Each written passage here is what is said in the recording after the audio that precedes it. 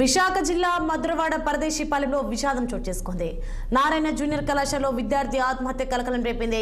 Inter second year చదువుతున్న చంద్రవంశీ బుధవారం రాత్రి 11 గంటల సమయంలో కాలేజీ భవనం నుంచి కిందకు దూకి సూసైడ్ చేసుకున్నారు. సరిగ్గా చదవడం లేదని లెక్చరర్ మందలించడంతో మనస్తాపానికి గురైనట్టు తెలుస్తోంది. విద్యార్థి స్వగ్రామం ఒడిశా రాష్ట్రం రాయ్పూర్ అని చెప్తున్నారు. విద్యార్థి బలవన్ మరణంతో ఆగ్రహించిన స్టూడెంట్స్ ధర్నా నిర్వహించాయి. కాలేజ్ ముందు ఆందోళనకు దిగారు. ఘటనపై సమగ్ర దర్యాప్తు జరిపించాలని విద్యార్థి సంఘాలు డిమాండ్ చేస్తున్నాయి. కాలేజీని తక్షణమే సీజ్ చేయాలని కోరుతున్నారు. ప్రభుత్వ అండదండలతో యాజమాన్యం రెచ్చిపోతుందని ఆరోపిస్తున్నారు విద్యార్థి సంఘం నేతలు.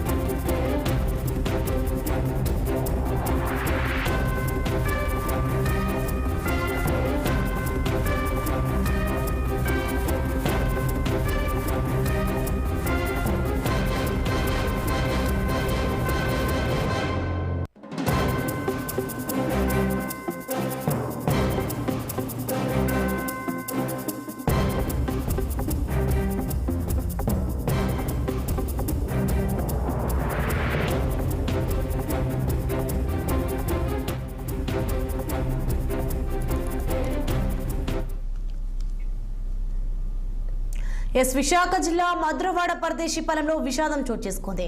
నారాయణ జూనియర్ కళాశాలలో విద్యార్థి ఆత్మహత్య కలకలం రేపింది.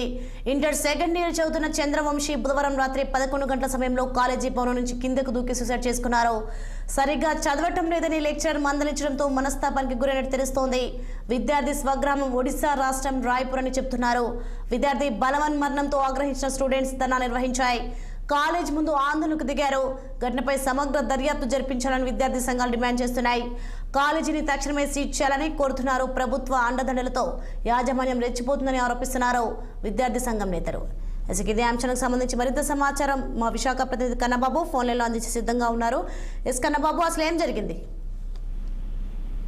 Good morning Soni. ఏదైతే విశాఖ నగర పరిధిలో ఉన్నటువంటి పరదేశీపాలెంలోని నారాయణ కళాశాలలో విద్యార్థి ఆత్మహత్య చేసుకున్నట్లుగా తెలుస్తుంది. అయితే మృతుడు చంద్రవంశీ ఇంటర్ సెకండ్ ఇయర్ అయితే చదువుతున్నాడు. గత 3 నెలలుగా ఆరోగ్యం బాగోకపోవడంతో అనారోగ్యం కారణంగా ఏదైతే సెలవులు తీసుకుని ఇంటికి వెళ్లి వచ్చినటువంటి చంద్రవంశీపై అధ్యాపకులు ఎవరైతే ఈ నారాయణ కాలేజీకి సంబంధించినటువంటి ఉపాధ్యాయులు ఎవరైతే ఉన్నారో ఈ వంశీపై కొంత ఒత్తిడి తీసుకురావడంతో తన ఆత్మహత్య చేసుకుని చనిపోయినట్లుగా అయితే బంధువులు అయితే ఆరోపిస్తున్నటువంటి పరిస్థితి అయితే ఉంది.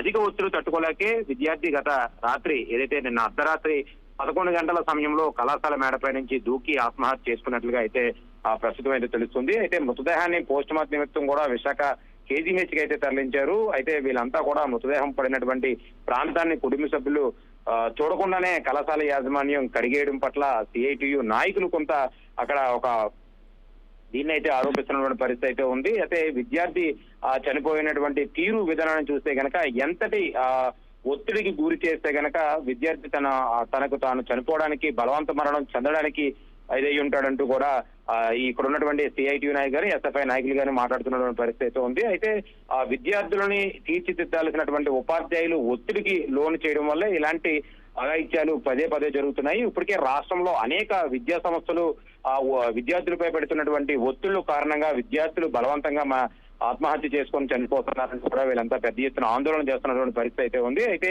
ఇక్కడ చూస్తే కనుక ఏదైతే బంధువులు చెప్తున్నటువంటి విషయం కూడా చూసుకుంటే అసలు కనీసం తన మృతదేహాన్ని ఏ పరిస్థితుల్లో అక్కడ ఎలాంటి పరిస్థితుల్లో అక్కడ ఉంది అనే విషయాన్ని చూసేందుకు కూడా బంధువులను కూడా లోపలికి వెళ్ళడానికి నిరాకరించినట్టు స్కూల్ యాజమాన్యం అయితే కాలేజ్ యాజమాన్యం అయితే పూర్తి స్థాయిలో లోపలికి అలౌ చేయలేదంటూ కూడా ఇప్పటికే చెప్పడం జరుగుతుంది. అయితే ఏదైతే ఈ యొక్క విద్యార్థులు ఎవరైతే ఇలా కాలేజీ ఒత్తిడి వల్ల చనిపోతున్నటువంటి కాలేజీ యాజమాన్యం అయితే ఇలాంటి ఒత్తిడి గురై చనిపోతున్నారో ఇలాంటి యాజమాన్యంపై కఠిన చర్యలు తీసుకోవాలి. ఖచ్చితంగా ఈ స్కూల్స్ ఏవైతే ఉన్నాయో లేదా ఇలాంటి కాలేజీలు ఏవైతే ఉన్నాయో ఈ కాలేజెస్ కానీ స్కూల్స్ కానీ ఖచ్చితంగా వెంటనే సీజ్ చేయాలని చెప్పేసి కూడా వీటిలన్నిటి కూడా మూసివేయాలంటూ కూడా పెద్ద ఎత్తున అయితే ఎస్ఎఫ్ఐ అండ్ సిఐటియు సిపిఎం నాయకులు కూడా పెద్ద ఎత్తున డిమాండ్ చేస్తున్నటువంటి పరిస్థితి అయితే ఉంది. అయితే మృతుడి కుటుంబానికి న్యాయం జరిగే వరకు కూడా పోరాటం చేస్తామని ఈ పోరాటాన్ని కొనసాగించే దిశగా మేమంతా ప్రయత్నాలు చేస్తామని చెప్పి కుటుంబ సభ్యులతో పాటు కూడా ఈ సిఐటి నాయకులు కూడా చెప్తున్నటువంటి పరిస్థితి కూడా చాలా స్పష్టంగా ఉంది. ఎందుకంటే ఆ విద్యార్థి అనారోగ్యం కారణంగా ఊరిలో వచ్చినటువంటి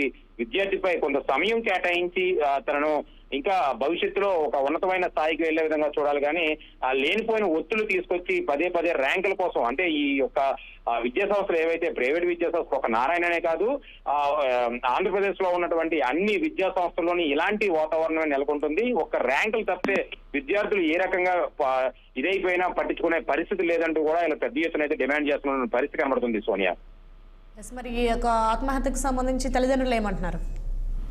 అయితే ఇక్కడ ఉన్నటువంటి సిచ్యువేషన్ లో ఇది ఇక్కడ పక్కన ఉన్నటువంటి ఒరిస్సా రాష్ట్రానికి చెందినవాడిగా అయితే వంశీ తెలుస్తుంది. ఒరిస్సా నుంచి అంటే ఆ రాష్ట్రాల నుంచి విషయం తెలుసుకున్నటువంటి అర్ధరాత్రి 11 గంటలకు జరిగినటువంటి సమయంలో సుమారుగా 12:30, 1 గంట ప్రాంతంలో విద్యార్థులే ఎవరైతే వంశీ పేరెంట్స్ కి సమాచారం అందించినట్టుగా అయితే కొంత తల్లిదండ్రులు అయితే చెప్తున్నారు. యాజమాన్యం అయితే మటుకి మాకు ఎటువంటి సమాచారం ఇవ్వలేదైతే ప్రధానంగా ఆరోపణ వ్యక్తం చేస్తున్నటువంటి పరిస్థితి అయితే ఉంది. ఎవరైతే వంశీ గడిచిన 3 నెలల క్రితం అనారోగ్యం బాగోపోవడంతో ఇక్కడి నుంచి కొంత ఒత్తిడికి అలాగే కొంత స్ట్రెస్ గురయ్యి హెల్త్ బాగోపోయిన కారణంతో మా ఊరు ఇక్కడికి రావడం, ఇక్కడ నుంచి అనంతరం మేము మాట్లాడిన తర్వాత మళ్ళీ తన కౌన్సిలింగ్ ఇచ్చి పంపించినటువంటి నేపథ్యంలో ఇలా తిరిగి రాని లోకాలకు వెళ్ళిపోవడం, తన కుమారుడిని ఈ రకమైనటువంటి పరిస్థితుల్లో చూస్తామని అయితే అనుకోలేదని అయితే బంధువులు అయితే కన్నీరు మున్నీరు అవుతున్నటువంటి పరిస్థితి అయితే ఉంది. ఒక్కసారిగా తల్లిదండ్రుల తాలూకు ఆవేదన చూస్తే అంటే లక్షలాది రూపాయలు వెచ్చించి పిల్లల్ని మంచి భవిష్యత్తు ఉన్నతమైన శిఖరాలకు తీసుకెళ్లే దిశగా యాజమాన్యాలు తీసుకొస్తాయని చెప్పేసి రాష్ట్రంగానే రాష్ట్రాలు